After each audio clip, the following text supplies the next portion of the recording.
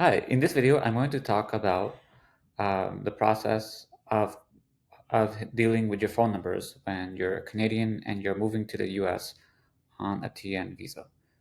So I went through this process myself, and there's lots of things that I learned along the way, and I wish these are things I just wish someone had told me about before. So without further ado, let's get into it. So first of all, the problem.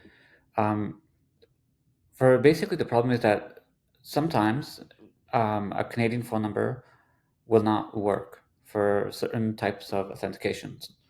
And the biggest problem is that you won't really know that this is the case until you try to use it for that purpose. And the people at the bank or whatever service you're using, they might also not recognize that the issue is that you have a Canadian number because US and Canadian phone numbers, they actually look very similar to each other. So, I mean, the obvious solution is just to get a second US number, but that's actually like, I mean, that's kind of unnecessarily expensive, and it also opens you up to a lot more spam. So I actually first tried to get a US phone number, and I actually received a crazy amount of spam that I've never like received before. So it's always a risk when you switch to a different phone number. Um, and so initially, what I did was I looked into getting a cheap number through Twilio. Um, the problem with that is that the type of numbers that Twilio sells are basically virtual phone numbers or like voice over IP numbers, and this will not work either for authentication. And again, like you won't really know this until you try to go through the authentication process, and you're going to realize, oh, you're not getting any text. Why is that?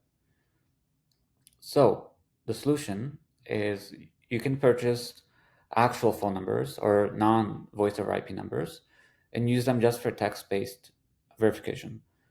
So first, going back to your Canadian phone number, you should check with your service provider and see how much it'll actually cost you if you add basically US coverage.